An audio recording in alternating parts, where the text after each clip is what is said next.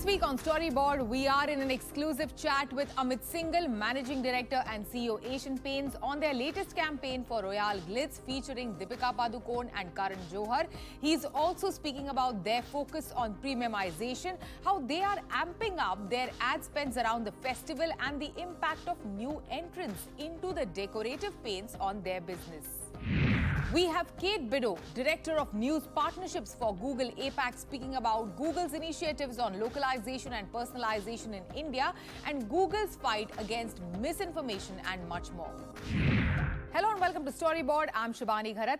Festive season is knocking on the doors now, and brands and organizations are looking forward to welcoming it with open arms. One such brand is Asian Paints. In an exclusive conversation with us, Amit Singhal, Managing Director and CEO Asian Paints, reveals how the company is excited about the upcoming festival season that marries the cricketing season this year. Asian Paints will definitely be upping their ad spends this festival as compared to last year, he confirms. Also will be focusing on premiumization. I caught up with him and also spoke to him about their new campaign for Royale Glitz, which aligns with brands' core positioning, steal the spotlight and features their brand ambassador Deepika Padukone along with Karan Johar this time. He also spoke about how India's largest paint maker Asian Paints is not really worried about the incoming challenge from Pidilite, Grasim and many more entering the market. Listen in and also take a look at their new campaign exclusively. Amit, welcome to CNBC-TV18. Welcome to Storyboard. Thank you so much. New campaign for Royale Glitz featuring two stars, Karan Johar and Deepika Padukone. Still, the paint steals the spotlight in this one. If you can tell us more about it and how was this conceptualized and how was it evolved over last year's one featuring Deepika, which was very cute in its own right. I think the way it has been conceptualized, while there are two superstars, the paint still takes the spotlight in a very strong way. What we wanted was very clearly working on a consumer insight in terms of saying while luxury is apparent, but people want basically an RTB around the luxury as well to that extent. So I think what we took as very clearly is that there is a performance in the ultra sheen Royal Glitz which we have, which is crack-free performance which comes in, and that's the nuance which we wanted to bring about strongly. And therefore the shift from a larger than glamour kind of TVC which we had last year, which was only talking about the good looks in terms of how the paint is stealing the good looks with its ultra sheen finish. We've kind of got in a real kind of attribute with this, which is about performance, which possibly runs the undertone of the entire commercial in terms of what is there. So which we think is a real highlight, and how it kind of really interacts with the superstar, but really is the superstar of the entire commercial, I think is very, very brilliant. Yeah, and like each year, Royale Glitz really sets the tone for the festival for Asian Paints. If you can share your outlook for this festival season and your expectations from it, and what do we expect from Asian Paints in terms of campaigns and advertising? Okay, first of all, I think for us, the whole luxury paradigm is becoming very, very important. And as what we are seeing as environment, I think the luxury brands are really kind of doing well. We think the entire luxury industry is moving towards something like almost about a $8.5 billion kind of overall kind of potential in terms of by the end of the next year. And therefore the timing is right in terms of really upping the luxury quotient as we kind of go. And this is the best time because we have a season which is coming, which is the festive season, which is a maximum painting kind of a season, which kind of comes in from that point of view. And therefore what we feel is that as we kind of enter the season, we are putting a lot of muscle behind this entire campaign, because the kind of luxury adoption which is happening not only with respect to the metros or the T1, T2 cities, we feel that possibly there is a larger framework which is coming, which is buying into luxury in a very, very strong manner, because after the COVID, homes have become a very, very big socializing place to that extent. And therefore, the relationship is something which we want to really influence with this ultra sheen luxury kind of a sophistication we want to bring. Sure. And sticking with luxury, in fact, Royale Glitz is a luxury offering. Also, you have entered the luxury home decor space. You recently launched a store, I believe, Beautiful Homes studio in Chennai. So you are clearly, as you mentioned, upping the game when it comes to premiumization and luxury. If you can also share with us the plans going forward in this direction and what excites you about it. So first of all, as I said, I think the luxury adoption in India is happening at a very, very strong rate. And today, I think what we are bringing in more and more elements which can get really exciting for that segment. For instance, we have kind of really looked at Sabyasachi designer shades coming in the Yes. collection with glitz, Yeah. which itself kind of ups the quotient with respect to styling and how people feel about the whole game in terms of what comes in. Along with that, we are kind of really upping the ante in terms of really the glitz decor, which comes in with a lot of international textures and other areas which we are kind of bringing, so that the whole decor is something which is uber luxury in terms of what we speak of as we kind of get into it. And in the store, as you see, that we have not only kind of really combined glitz and other textures, but we're also bringing a whole element of home decor around it to that extent, with basically sophisticated furniture, lighting, rugs, and all the works coming, which is the entire entry of getting into the share of space within the homes, but with luxury as a very keen direction in terms of what we want to see, because this is a time which we think that the adoption is something which is happening like crazy. And more stores also in the pipeline in the coming months? Definitely. We'll see have more stores. We already have offering which is called the Beautiful Home Stores, which is about 44 stores we have across the country. Correct. But this is a real super luxury store which has come in, and by the end of the year, we will definitely have 3 or 4 more stores coming around. 3 or 4 more stores. Also, sticking with the festival season, this year, in fact, the great Indian festival season marries the cricketing World Cup. How are you planning to utilize that opportunity in the coming days, and what are your plans in terms of ad spends around this time of the year? So as I see it, I think what drives this nation, one is very clear. I think one is the whole area of movies and the other is cricket. I think with this commercial where we've got 2 superstars coming and the frenzy they are bringing into the entire Royale Glitz product, I think marrying it with the top properties in cricket is something which we are looking at. So we are going to be a very, very strong part of Asia Cup and the World Cup, which is kind of coming, which is really the duration in terms of which comes in. And we think that given our association, I think it'll be very, very exciting to marry the whole 2 areas of getting the superstars and being in the thick of the action of the 2 big properties which are kind of coming into that extent.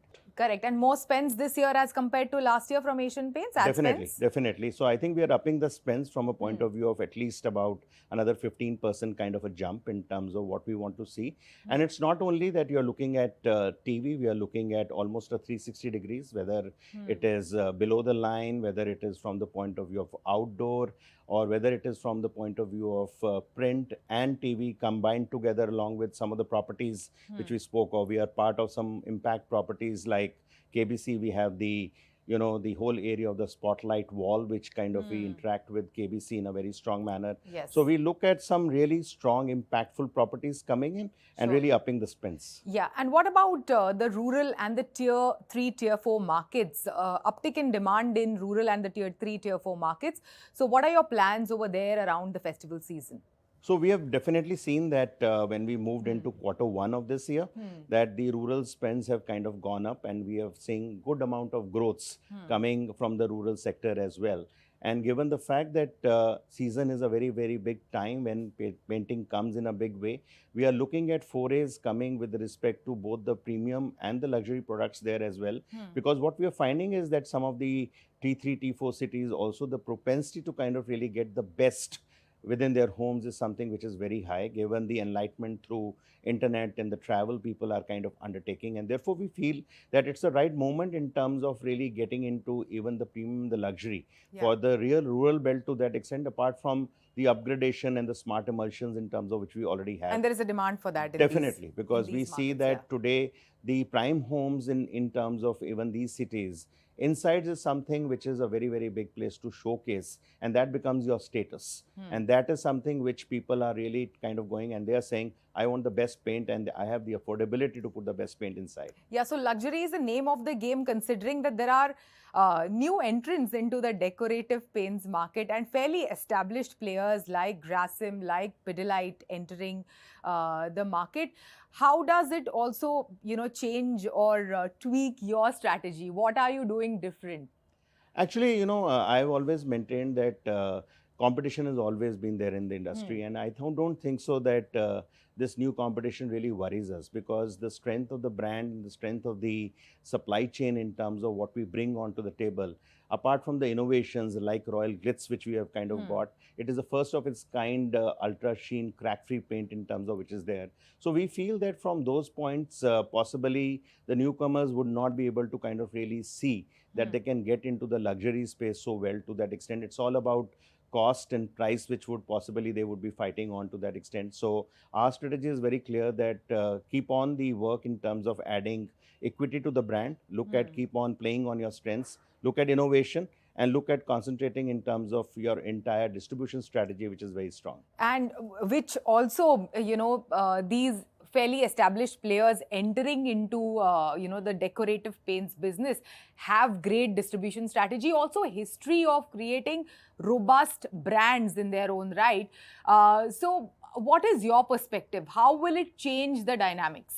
This paint is not like an FMCG industry where you look at possibly just exercising your distribution right, or you look at basically above the line campaigns. I think there is a whole lot of influencers which come in right now from the point of view of getting the right retailers, getting the right influencers like painters, contractors, architect, designers, and so on and so forth. So it's not a impulse product which possibly you can just buy because you've seen a communication about it to that extent. It has an intricacy in terms of a direct reach model, even in terms of distribution to that extent. And therefore, I think the brand equity comes in over large amount of advertising spends you kind of put up over decades in a brand to that extent. So what we feel is that I think the newer people, if they kind of even pump in money, they will take some time in terms of establishing a brand. And it is important here that today that you are able to kind of create that kind of a recall and trust in customers' mind, because here the customer is coming once in 4 years or 5 years for painting, and it's not an everyday kind of purchase. So I think the category is very, very different. And from that point of view, I think what can happen is that they will kind of look at possibly taking the unorganized market a little bit, and some of the players which are small in the hierarchy. I don't think so that today brands like Asian Paints would get affected really very much, as we have seen in the past as well. But it will help overall market growth, is what you are saying. I think the market, taking on the unorganized players. See, the market is very, very big by itself. The per capita consumption in India is about 3.5 kgs as compared to possibly, some of the geographies outside in the West, which is about 24 kgs or 25 kgs kind of a per capita consumption. So it helps in terms of really expanding the market overall to that extent. And I think it brings in a little bit of more innovation, more interesting kind of forays, which everyone kind of brings onto the flare. So I guess it's a very, very interesting times to kind of live in. Well, thank you so much. Thanks for your insights and thanks for joining us today. And thank you. I think it was really interesting talking to you. Thank you. It is time for a short break. On the other side, we have Kate Bidot, Director of News Partnerships for Google APAC, speaking about Google's initiatives on localization and personalization in India and Google's fight against misinformation and much more.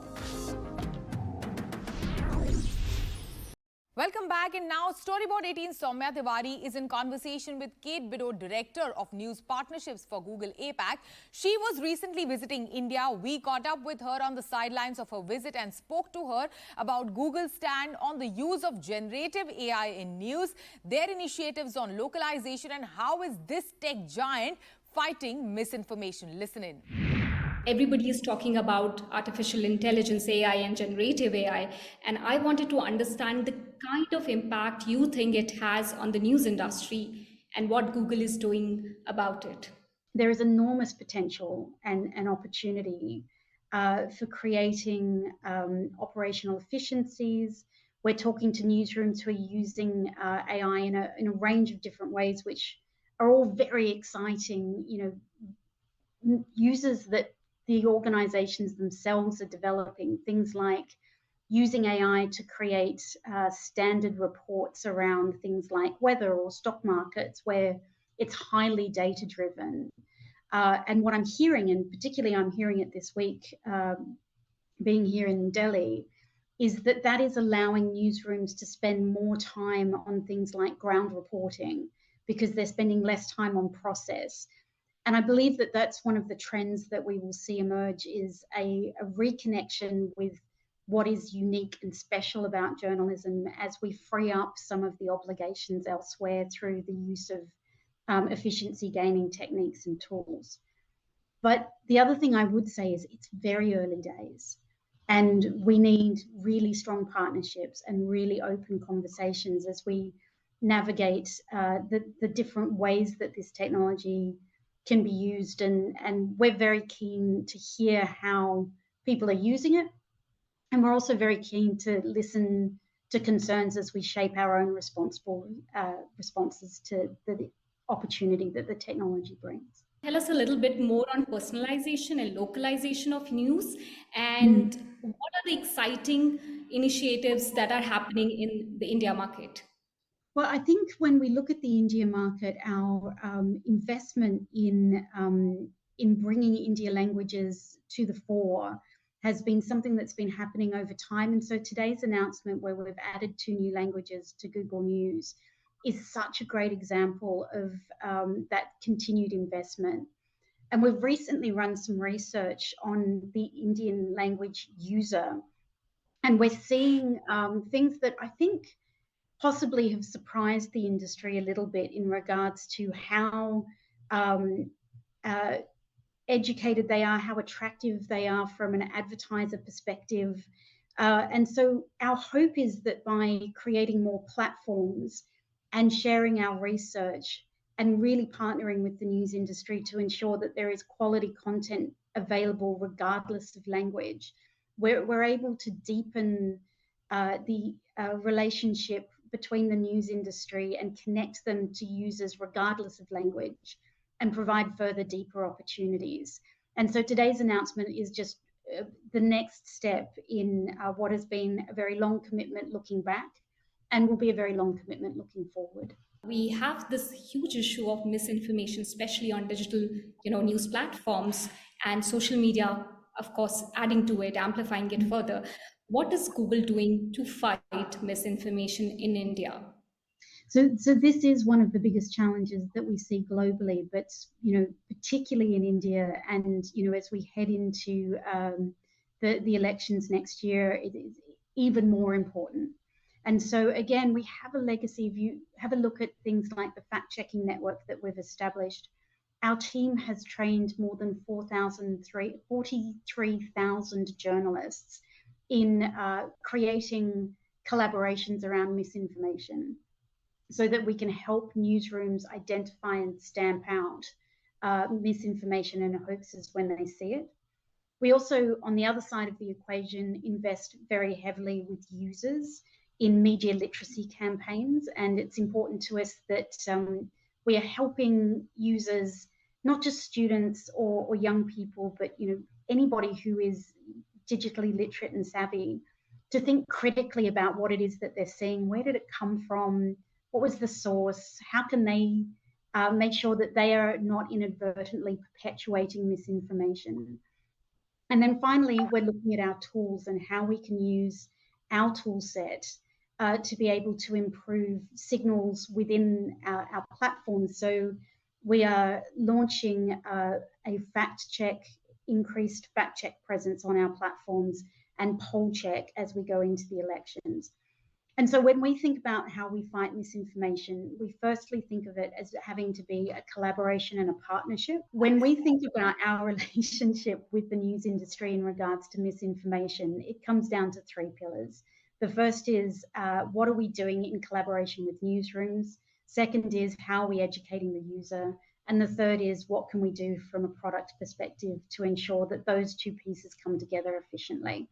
And so this is something that we will continue to ramp our investment in as we move through into this next election period. It is less than a week to go for Storyboard 18's Young Guns, which is the biggest celebration of future-ready young professionals in advertising and marketing. who are driving businesses and brands forward and bringing glory to India globally. Their work has helped brands and businesses grow and give India greater creative and business clout world over. We will honor, recognize and celebrate these path-breaking, promising young individuals through Storyboard 18's Young Gun initiative, a flagship program from the Network 18 group. This is the place where breakthrough talent, marketing and business leaders will come together for an exclusive gathering. We are super excited about this, and so are many from this industry. Let's take a look. Storyboard 18 Young Guns. I want to first compliment you on and the Storyboard team on putting this together. It is a hugely important initiative because our industry is only about talent. That's all we have. The fact that you're recognizing a generation of talent that is going to drive the business forward, I think is remarkable. I think it's particularly interesting that you're focusing on a new generation of leaders, because with all of the changes that are happening in the forms in which creative work is being expressed, I believe very much in the power of creativity to drive growth. The manner and the form in which, with the same principles and the basic foundations of creativity and brand building and growth for brand and business, the form in which it will get expressed is what this generation of young creative talent is going to help us get right. The Storyboard Young Guns initiative seems to be a fantastic idea.